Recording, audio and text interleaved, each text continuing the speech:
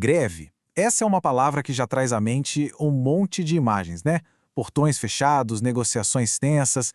Mas e quando a coisa toda vai parar na justiça?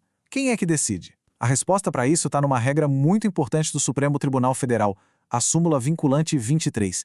E olha, ela tem um impacto gigante para trabalhadores e empresas no Brasil inteiro. Vamos imaginar a cena. Um sindicato começa uma greve e pronto, bloqueia a entrada de uma fábrica. A empresa precisa de uma decisão rápida da justiça para poder garantir o acesso. E aí surge a grande dúvida. Para quem ela pede ajuda? Para a justiça comum, que normalmente cuida de questões de propriedade, ou será que o caso é da Justiça do Trabalho, que é especialista em relações de emprego? Essa é a pergunta de $1 milhão que a gente vai desvendar aqui. E aqui está a resposta direto do STF, na súmula vinculante 23. A competência é da Justiça do Trabalho. Simples assim. Fim da conversa? Que nada. A questão de verdade é por quê? O que fez o Supremo bater o martelo nessa decisão? Para entender isso, a gente precisa mergulhar um pouco mais fundo na lógica por trás da lei. Então, vamos lá. O nosso roteiro é o seguinte. Primeiro, a gente vai traduzir o que essa súmula quer dizer. Depois, vamos voltar no tempo para entender de onde essa regra saiu. Aí, a gente vê como ela funciona na vida real, com casos concretos, e no final, a gente amarra tudo para entender por que isso é tão importante. Ok, primeira parte. Vamos começar decifrando essa súmula, tirando o juridiquês da frente para a gente conversar numa boa. Primeiro ponto. A Justiça do Trabalho. É bom lembrar que ela não é um tribunal qualquer, não. É um fórum especializado, feito justamente para resolver os conflitos que nascem da relação entre patrão e empregado. Os juízes de lá são especialistas no assunto. E o que danado é uma ação possessória? Bom, de um jeito bem simples, é a ferramenta que a empresa usa quando fala: "Ei, não estou conseguindo entrar no que é meu". No meio de uma greve, é o processo que se abre para desobstruir os portões e liberar o acesso. O que a súmula diz é que mesmo essa ação, que parece ser só sobre posse, tem que ir para a Justiça do Trabalho se o motivo de tudo for uma greve.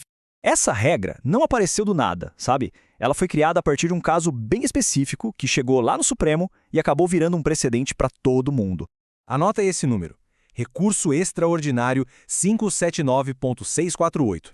Foi esse caso que caiu no colo do STF e obrigou os ministros a definirem as regras do jogo de uma vez por todas. Daí nasceu o precedente que hoje a gente conhece como súmula 23. E aqui está o pulo do gato, a grande sacada do STF. O tribunal disse o seguinte: olha, não adianta olhar só para o sintoma, tem que ir na causa do problema. A disputa pode até parecer que é sobre a posse de um imóvel, mas qual é a origem do bloqueio? É a greve. E a greve é um instrumento da relação de trabalho. Ponto. Essa lógica ficou ainda mais forte com a Emenda Constitucional 45, que já tinha dado mais campo para a Justiça do Trabalho atuar. A lição é clara: quem manda na escolha do juiz é a origem do conflito. Beleza, a teoria a gente já viu. Agora vamos ver como essa súmula funciona no dia a dia, olhando para algumas decisões reais do Supremo. O primeiro exemplo é um clássico: greve de bancários. Porta de agência fechada, impedindo a entrada de todo mundo circulo. O que aconteceu foi que o banco tentou ir pela justiça comum para conseguir uma liminar rapidinho. Só que o sindicato foi direto no STF, que apitou a falta e disse: opa, campo errado. A causa do problema é a greve, então a partida tem que ser jogada na Justiça do Trabalho. A liminar caiu e o processo foi para o lugar certo. Agora, um caso um pouco diferente. A briga não era sobre um bloqueio físico, mas sobre o jeito que o sindicato estava protestando. Olha que interessante. Nesse caso, a empresa se irritou com o barulho e conseguiu na Justiça Comum uma ordem para calar os carros de som do sindicato. Mas o STF entrou em campo de novo, com um raciocínio fundamental. Proibir o carro de som é, de certa forma, limitar o exercício do direito de greve. E se o ato está ligado à greve, a discussão tem que ser na Justiça do Trabalho. Isso mostra que a súmula vai além do portão trancado. Ela cobre qualquer ação que afete a propriedade ou o direito de protesto durante uma paralisação. E para mostrar que a regra vale para todo mundo, vamos ver um caso que aconteceu com uma companhia de energia lá no Pará.